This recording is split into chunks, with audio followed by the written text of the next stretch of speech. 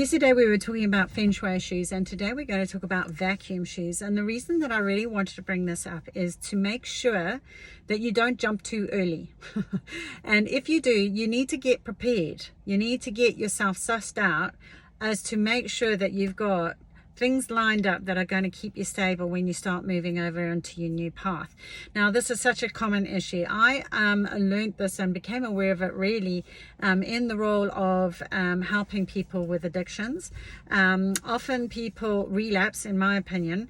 It's one of the reasons, but one of the reasons is that they create a vacuum. They say, right, I'm no longer going to drink. I'm not going to drink anymore. That's it. I'm done. Okay. And then suddenly they find they actually have, it means that they've got to change a whole lot of things. It's like, oh, suddenly I've got to get rid of the crowd that I actually hang out with. My habit of always going to the pub after work every single day has gone. You know, I used to be a complete couch potato, but I find that if I do that now, that I want to start drinking. You know, that just to give you an example. So it's the same sort of thing with even just minor stuff, like, and it doesn't even have to be minor. It might even be like in the case of a relationship. So say, you know that you're at the end of your relationship with your partner, and it's like it's time to move on, but you know, you might be like, I was giving you an example of that one Dutch lady that I knew as a kid, who, you know, she had only ever been a housewife. She just had never known how to be anything but that. So you know, and she was forced into a situation where he then decided to leave her for someone with, I think it was 9 children. And he just left her high and dry. Now, in that case, the vacuum that got created was significant for her because she was actually thrown into that. But there is actually a situation where you yourself are choosing it. Then we want to make sure that you are as prepared as you possibly can be before you actually make that transition. So don't go leaping into these situations and get yourselves into even hotter water because, you know, you weren't prepared. Okay, so you've got to be responsible with all the stuff that I'm teaching you. And also don't go racing off to some mate or some family member or somebody or whatever it is that you want to go and help with all the best intentions and get them to leap, and then they've just jumped into this huge vacuum, have a massive relapse, and then they go back to their old, but probably more dedicated than they ever were because they felt that, you know, they were better off with the old than with the new. And I'm here to tell you that that actually is not the case. You've got to be brave enough, and if you put enough support systems in place, then you will actually find that the transition won't be anywhere near as hard as perhaps you thought. It does, however, depend on the situation, of course. So when you've got your feng shui shoes on and you've now worked out, these are shoes that don't work for me, these are shoes that do work for me, these are shoes that you know, I was forced to wear, all those horrible toxic Lipton shoes that are saying, you know, which ones really don't work for you. You know, it could be, you know, these shoes that I'm working in this you know, that I'm wearing in this environment. I'm done with that. I'm done with the drinking shoes. I'm done with the sex kitten shoes. I'm done with the party pearl shoes. I'm done with the toxic work environment. I'm done with my toxic, you know, relationship. I'm done with my, I'm you know, whatever it is, fill in the gap. You know, it doesn't really matter what it is. Okay. Once you've worked out, and sometimes it's glaringly obvious, and this is half the point of this stuff, is that a lot of the stuff is not obvious. It sits in our subconscious and it drives our behavior every single day, and we're just like, I didn't even know I did that, and I didn't know I'd be so affected by that. You know, like these are things that you really want to go, wait a second, those pair of shoes are on me way more often than I thought that they would be. They're pretty toxic. I'm talking to myself pretty, you know, in a toxic way. That's not really helpful. Those negative parrot shoes need to be going, you know, so start filtering out. And sometimes you start with little things just to, you know, test and measure. And then you might go with your feng shui shoes, you might go, okay, I'll get rid of the little stuff. And then it's like, okay, yep, I could do that. And then you take a little step more and you get rid of, you start decluttering even more. You get rid of the bigger stuff and then shift one of those things out, readjust to that. And then you get through to the next level and you go readjust to that. And then eventually you'll get to the point where you'll get the big kahuna and you'll go, right, I need to get rid of this sucker. And you know what? I'm actually ready to do that because I've managed to get rid of all these other little things that were sort of entangled into that. And that makes it easier. Now, some people like to get straight in and go, right, I'm done, I'm already at threshold. Or, you know, it might be that circumstances dictate it, like in a case of, you know, physical abuse, or the kids are being abused, or whatever the case may be, where it's way more serious, and it's like, nah, I actually, for self preservation and the preservation of you know, family members, or whatever the case, so whatever it is, preservation, call it that, okay, I need to go and I need to do it now. Okay, now you're going to need way more support if you haven't put this stuff into place. So there might be, you know, start getting clear about, okay, what do I need in place in order to keep me stable on my new path? How do I shift from there into this thing? So it's not just, you know, and so many people make this mistake, I can't tell you, like they do a lot of learning, and then they think, right, I'm out of it, I don't need to do that anymore. And it's like one of the biggest mistakes that you could possibly make, because, you know, your habits are your habits. You've developed them for what, 30 years, 40 years, 50 years. You know, your filters, and I'm going to talk more about your filters and how you focus on stuff, and that's all going to help you as well. But I really wanted to talk about this, you know, vacuum shoes, is like, you know, like when we start going into this vacuum, into a whole different world, onto a whole new path, it's really can be really scary. And it's like, you've got to have that new conversation with yourself going, honey, it's okay. Just like you would to a kid, you know, like your inner child. It's like, we'll do this, we're going to get through this together. Now, I would strongly recommend, when you start doing that shifting, that you do get into the Vicki Jane Facebook group and you start reaching out to other members, so that you aren't on your own. Okay, sometimes, yes, you can reach out to, you know, people in your local community, absolutely, if they are supportive, if they are genuinely got the best intention at heart and they're going to be able to help you. Sometimes you also will need to have a professional on board as well to help you with that transition, a coach, or going to group sessions, you know, that like what I offer, so that it can help you from a professional aspect. Because as much as an untrained person has the best intentions, sometimes they can make things worse, not intentionally, but it's just that, well, I would deal with that this way. Well, that may not necessarily work for that person, for whatever reason. Just because it works for you doesn't mean it will work for somebody else, right?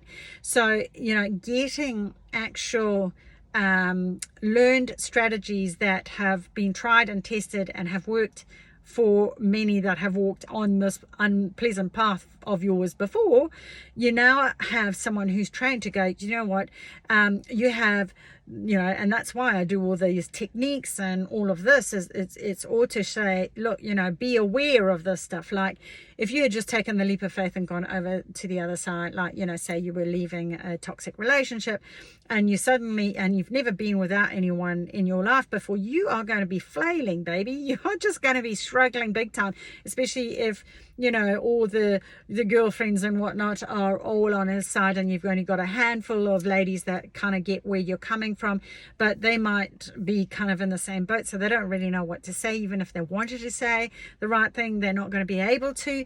So do be aware, you know, get support from the right places, I guess is what I'm saying. Get the support from the people wearing the right kinds of shoes, and have a real think about what it is that you're going to need when you get onto your new path. So for example, like I would be going all out. It's like, you know, I'm going to eat healthier so that I can handle things a lot better.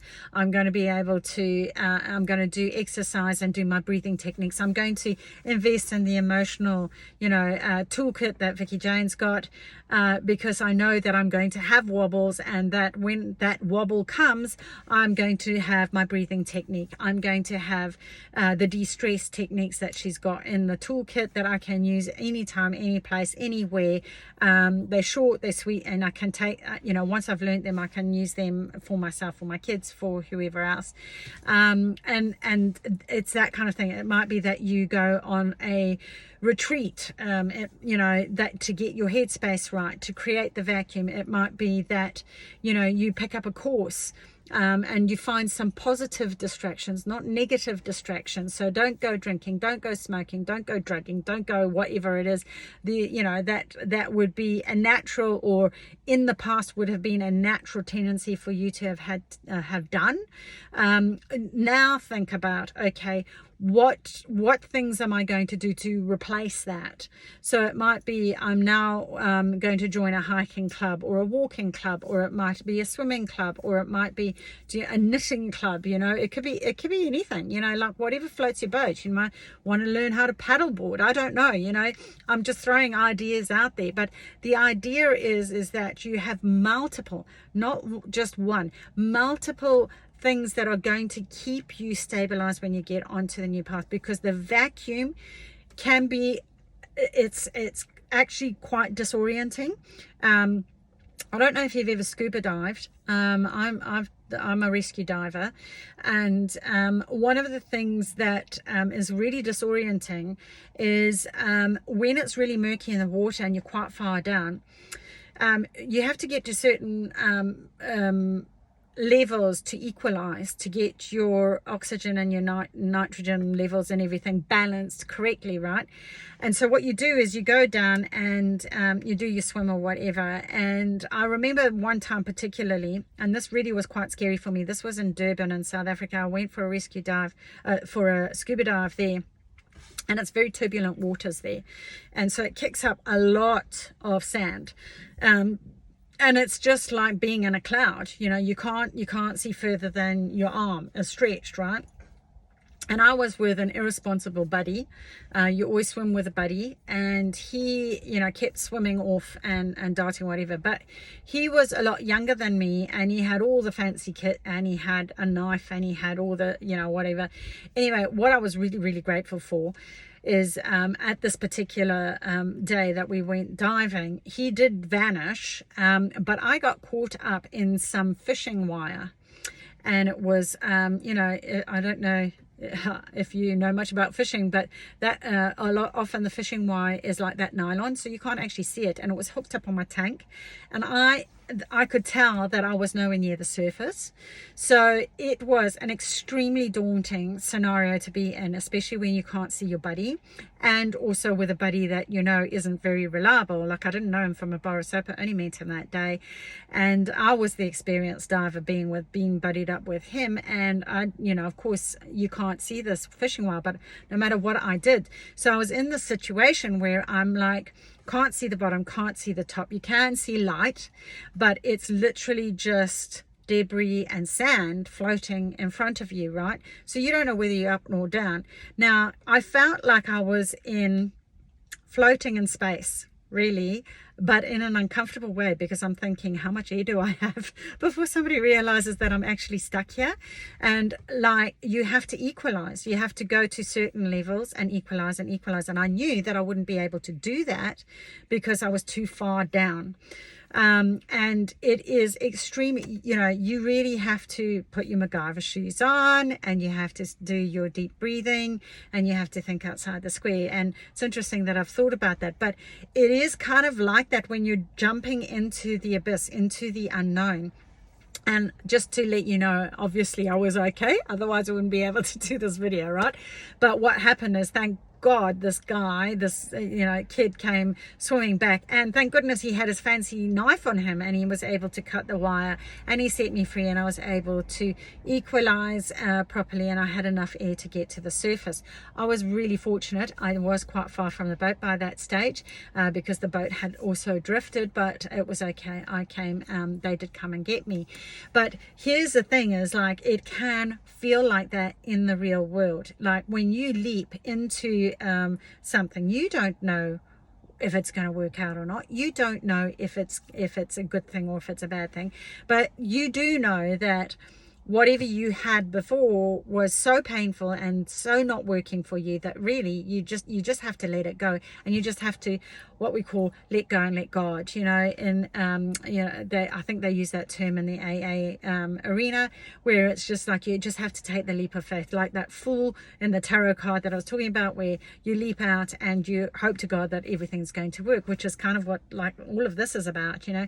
I am so reliant on, you know, the YouTube algorithms taking this and serving it, which they haven't been doing, you know, because they've now dropped the emphasis on self-help.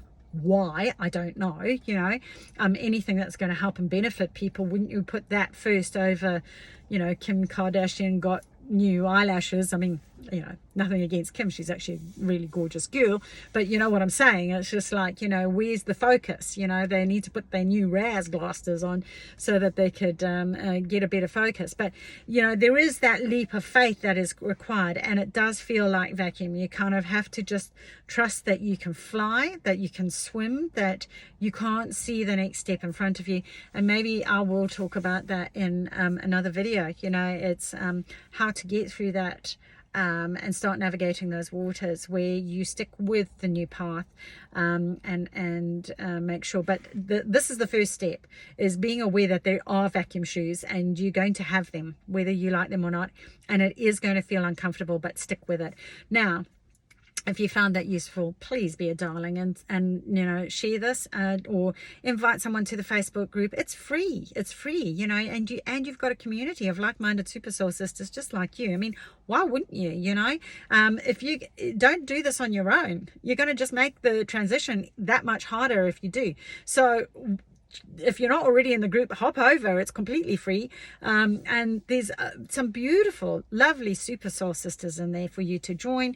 It helps get you out of the overwhelm. It gets you more empowered. It gets you on in your own shoes, going on your own path, you know, doing it your own way, man, which is what this is all about. So yeah, let me know if you found this useful, will you? And just pop some comments, even if you don't have time. I know you're short on time, so even if it's just a thumbs up or a like or a, you know, love heart, whatever, just something that gives me feedback that this has helped you in some way. And I hope you will share this. Okay, namaste.